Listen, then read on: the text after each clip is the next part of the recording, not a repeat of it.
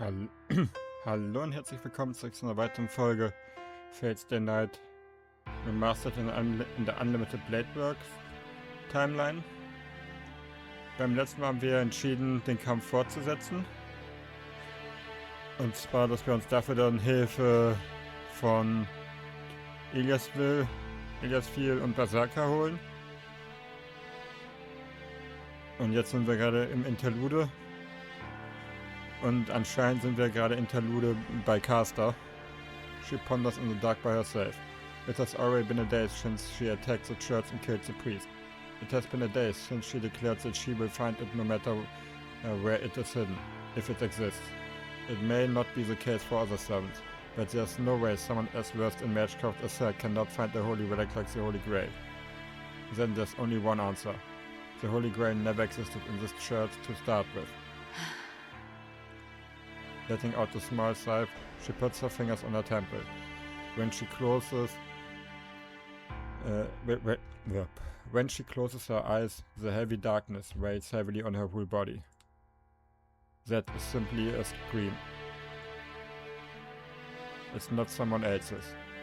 The scream comes from her body and mind, telling her that she is in a critical state of fatigue. It has already been a month since she was summoned. During that time she has done her best just to win. Her master is an ordinary person without a magic circle, and she herself is the weakest of the servants. In order to make up for that shortcoming, she abused magecraft that was prohibited. She has been exploiting the citizens. She has been manipulating the ley line using human sacrifices and the threads of magical energy that she placed throughout the town. That is the cause for why she was called a witch when she was alive. But she had never used them before. She should have never used them, and she had no intention of doing the forbidden. So, why did she end up using them for such a meaningless kill fest? She became a heroic spirit for her own revenge. However, she understands that it is meaningless to use the magecraft that diminished her to being a witch. She only uses trivial magecraft. It was her creed to inflict certain curses that people referred to as disasters. They could cause people to destroy themselves with their own greed and in return to their true selves. That was all the revenge she could manage. So, what caused her to stray from her path so much? すべては聖杯のため。あらゆる望みを叶える聖杯なのだから、気が違うのは当然です。That is a lie. She knows the true identity of the Holy Grail. She has known what the thing is and for what objective servants like her are summoned for a long time.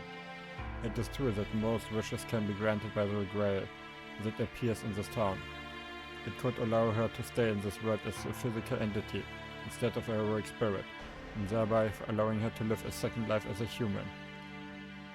However, そんなことに何の意味があるというの? She mutters and closes her eyes. She empties her mind. For a moment, she temporarily let her guard down and rest her mind. She hears the sound of rain. It was a moonless night. Her empty heart wanders in the surrounding pitch-black darkness. That is where she met him. With a bloody body and frozen limbs. That coincidence was a miracle among miracles.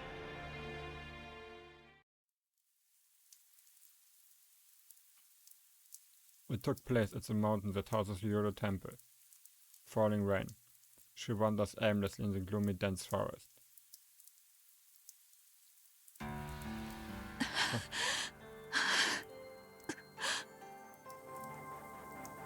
She leaves behind traces of blood.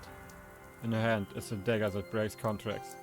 The purple robe was wet from the rain and her limbs had turned white from the winter rain.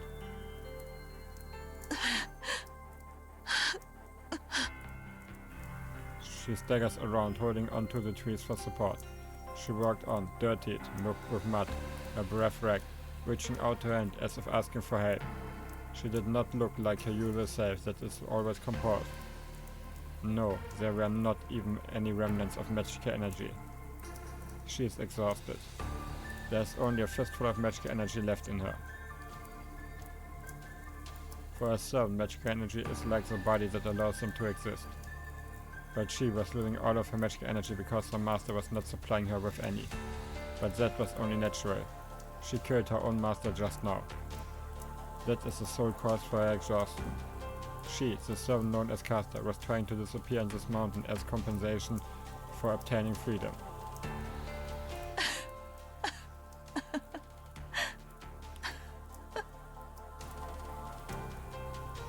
A dry laugh. It is funny that her body is falling apart after she stabbed her vulgar master in the back.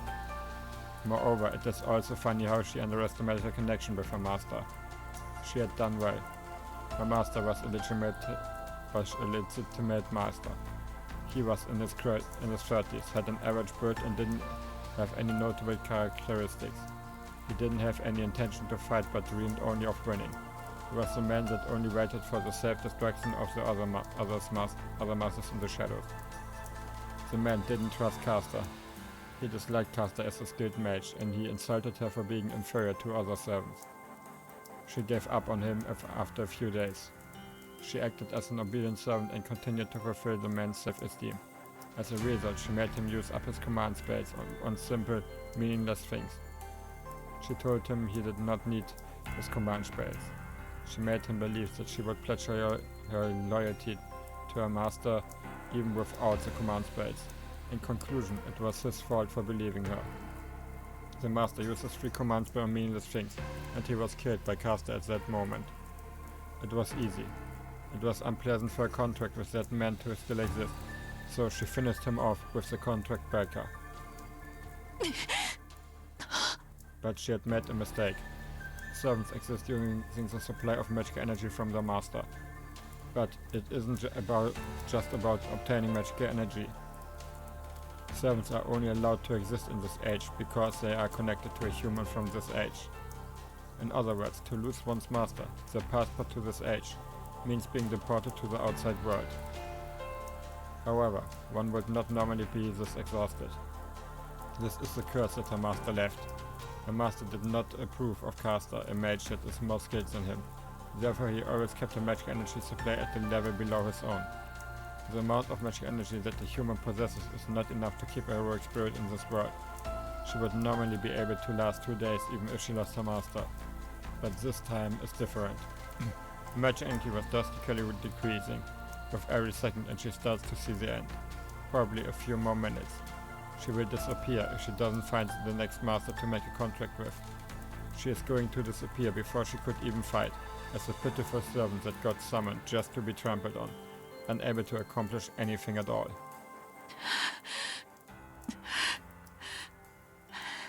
It was vexing. It was vexing, but it was not a big deal. Because it was always like that. She was always treated unfairly. She was always someone else's tool. And she was never understood by anyone. Yes, her life was always controlled by someone else. Her mind was destroyed at a young age in order to save Jason, a hero chosen by the gods. Just for the sake of the hero the goddess of beauty happened to favor. The goddess cursed her to blindly love a man she did not even know. With a blank mind, she betrayed her father and even her own country. She has no recollection of anything that happened afterwards. After everything was over, the girl, who was a princess, was in an unfamiliar country.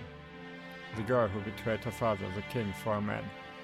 The witch who cut apart her own brother mercilessly threw the pieces into the sea.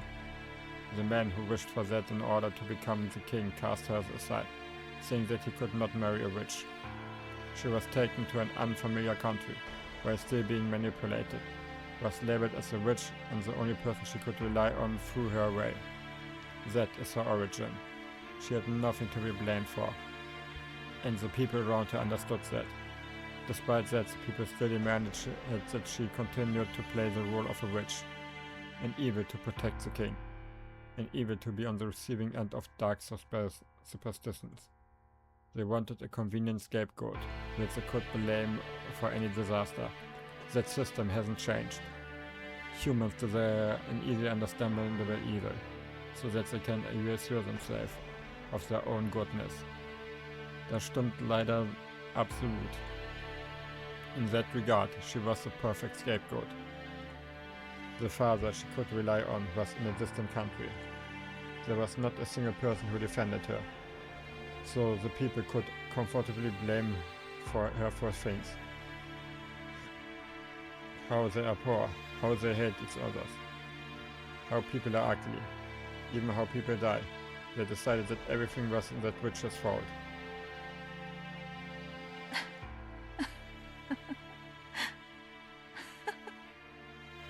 That's why she just accepted it. Since she can only live as a witch, she decided to live like a witch. She just swore that she would show them how ugly the thing they desired and celebrated was. If people do not know their ugliness, then so be it. They can stay ignorant, go to hell for their own crimes, and suffer forever. They will not be able to get out of hell.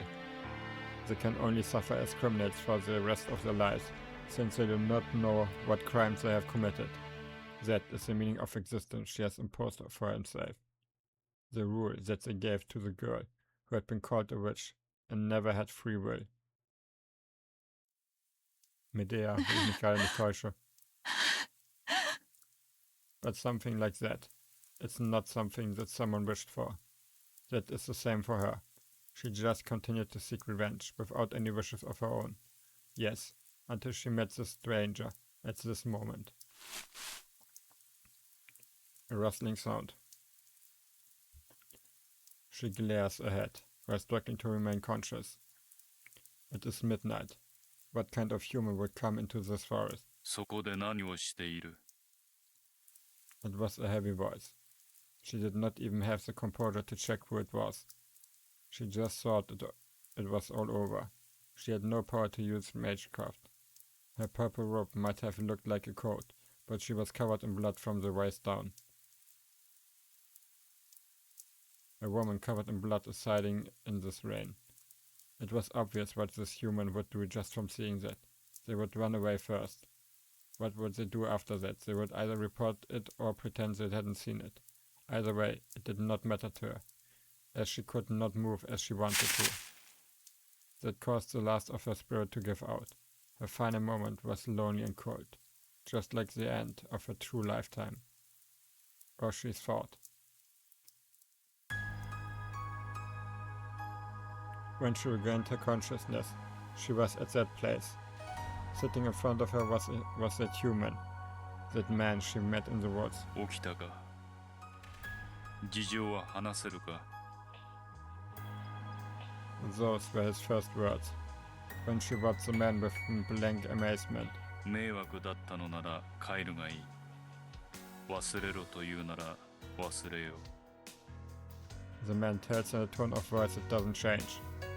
That was how she met her master, Cedric Kuzuki. Kuzuki was a strange man. Should he be called a ghost? He had no reason to live, but he had no reason to die. He was just there, and since he existed, he just did what was given to him. He had no self. That was her first impression of him. So, she thought that it would be easy to turn him into a puppet. She gradually realized that was a mistake. Cedric Kuzuki has no past. He has no self because he has no past. But it does not mean that Kuzuki himself is empty. In reality, Kuzuki was a sincere man. He easily accepted her when she told him she wanted him to be her master and when she revealed her identity. このような話を信じるのですか? If she asks, 今のは嘘なのか? he replies. Of course, if she replies to him that it is the truth, then he would accept it. She was able to stay in this world by gaining a new master and was able to return to her role as a witch. Even now, she thinks that was a miracle. She would have disappeared before she awakened if she had not been taken to a Yodo temple. Yodo temple is a demonic place for servants, but it is a perfect place for summoning ones inside. The bounded field that surrounds Yodo temple is useful for keeping any inhuman beings inside from disappearing.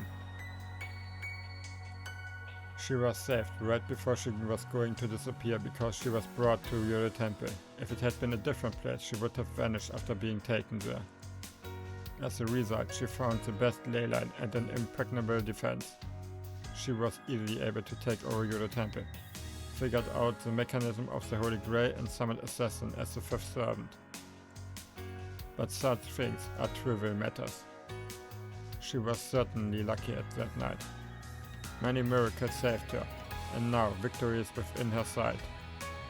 But none of it is worth her thanks. If there were nothing, she would have been just as content to give up. There was just one thing that was really important.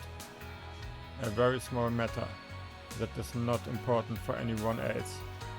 The coincidence that she was able to meet Dreadicuz is a miracle beyond belief.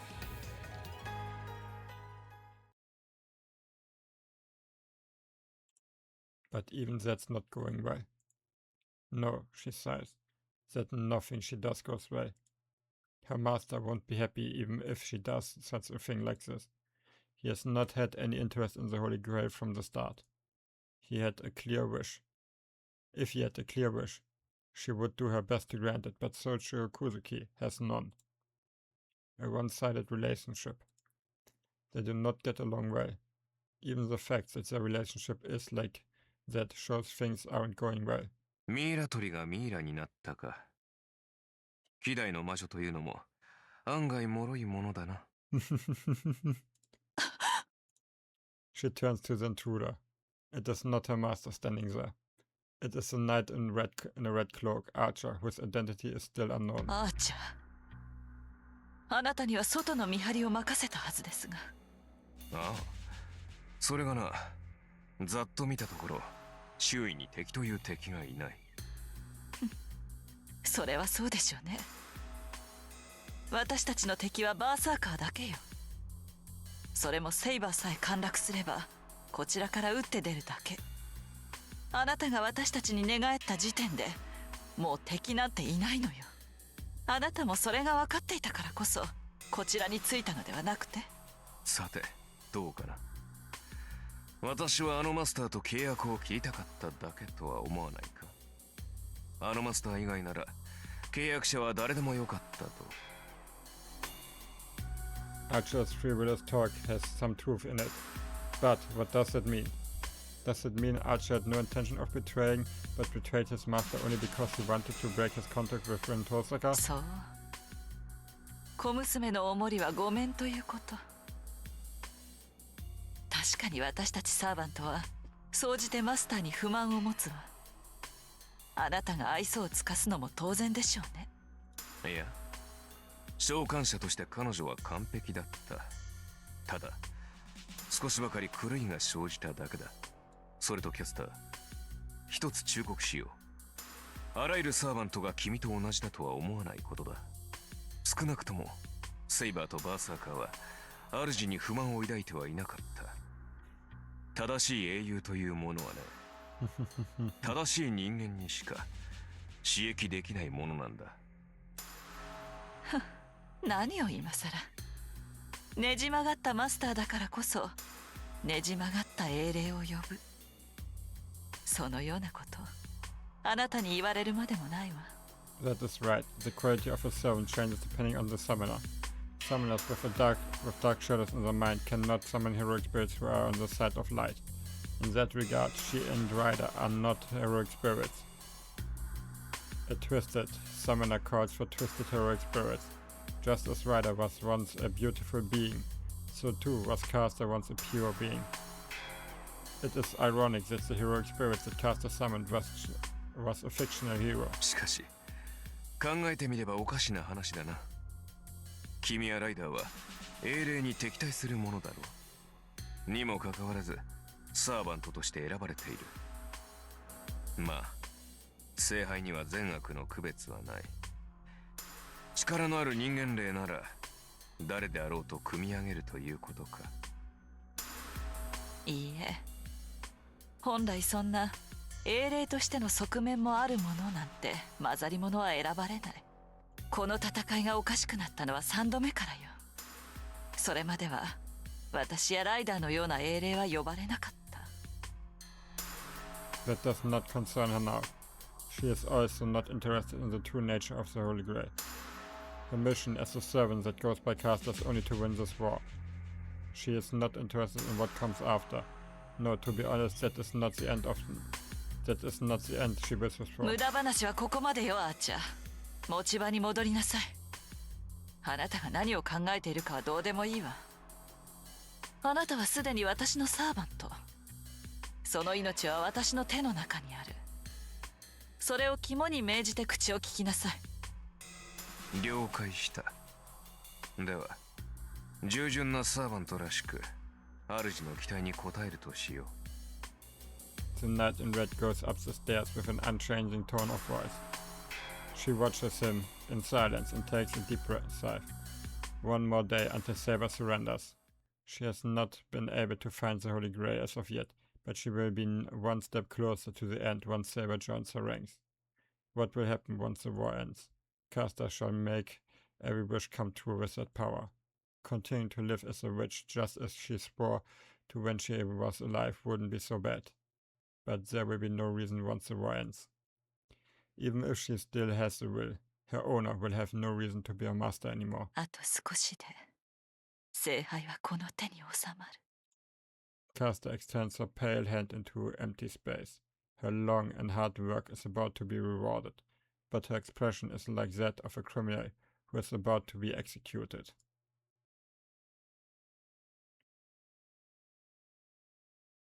Und ich würde sagen, mit dieser Geschichte von Caster beende ich hier jetzt diese Folge. Vielen Dank fürs Zuschauen und bis zum nächsten Mal. Ciao!